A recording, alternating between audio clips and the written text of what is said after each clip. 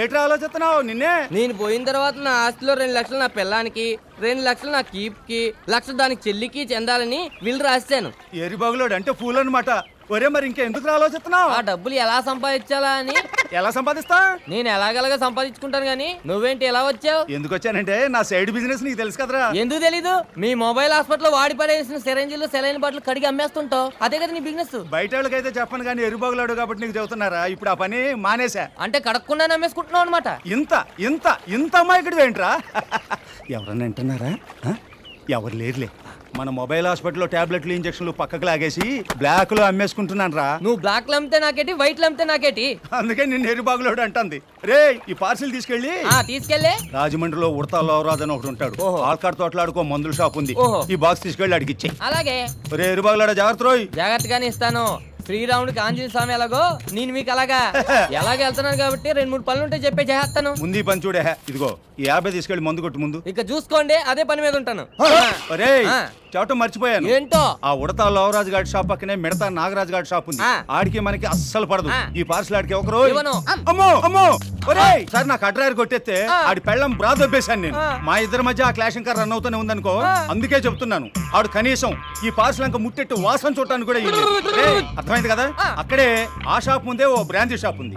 అక్కడికి వెళ్ళి నేను ఇచ్చిన 50తో మందు కొట్టేసి ఈ పార్సిల్ తీసుకెళ్లి ఆడికి ఇచ్చేసి ఆడి దగ్గర షేక్ హ్యాండ్ తీసుకొని నువ్వు వచ్చేసాయి. ఇక చూసుకో కుమ్మేస్తాను. మాణిక్యం గారు వచ్చేస్తున్నారు. పట్టిసే మాణిక్యం గారు వచ్చేస్తున్నారు. అలా భయపెట్టాకయ్యో బాబు. నమస్కారం మాణిక్యం గారు. నమస్కారం. మందులన్నీ వచ్చినట్టేనా? వచ్చినట్టేనండి. రావడంలో ఏమైనా తేడా పాడాలు ఉన్నాయట్రా? సిల్లీ పిల్లలు మాట్లాడుతున్నారండి తమరు. ఏమండే నేనుండగా తేడా పాడాలు ఎలా వస్తాయండి? అవునరా, నీలాంటి నికార్సైన జనాలు ఉండబట్టి ఈ మొబైల్ హాస్పిటల్ ఏమాత్రం నడుస్తుంది. ఇక పని మొదలెడదాన్ రా.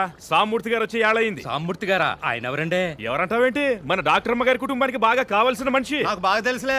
నువ్వు ఉండహే. సామూర్తి గారు చాలా రోజుల తర్వాత డాక్టర్ గారి ఇంటికి వస్తున్నారు. అదిగో వచ్చేసినట్టున్నారు. నమస్కారం అండి సామూర్తి గారు.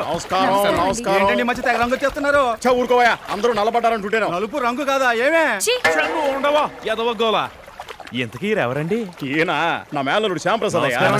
అమెరికాలో ఎంఎస్ చేశాడు, పెద్ద డాక్టర్. మాతృదేశం అంటే మమకారం ఎక్కువ, అందుకనే ఇక్కడ సెటిల్ అవుదామని వచ్చాడు.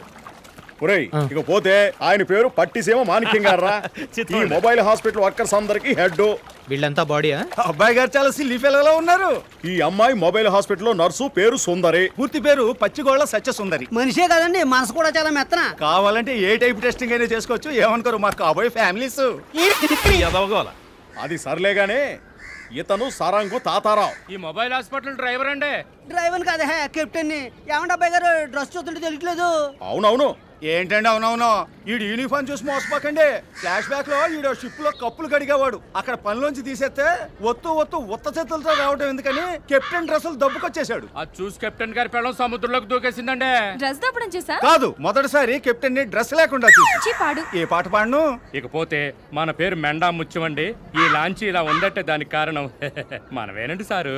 అంటే తయారు చేసి నువ్వేనా? వీడికి అంత సీన్ లేదండి. వీడిది క్లీనింగ్ సెక్షన్. మరి నువ్వు? నా పేరు సత్యరాజ్ అండి. ఈ హాస్పిటల్ కి సింగిల్ కాంపౌండర్. డాక్టర్ లేనప్పుడు మేనేజ్ చేస్తుంటావు అన్నమాట. అవునండి, ఈ సొందని 2-3 సార్లు మేనేజ్ చేశాడు. ఈయన అడుగుతుంది పేషెంట్ల గురించి. మీరు చెప్పింది నిజమేనండి. డాక్టర్ లేనప్పుడు నేనే డాక్టర్ని. అర్థం అవుతుంది కానీ సత్యరాజు ఏంటండి ఇంతకీ హోటల్లో ఏం బాగుంటుందిరా? అంట్లుతోమే కాంతం అండి.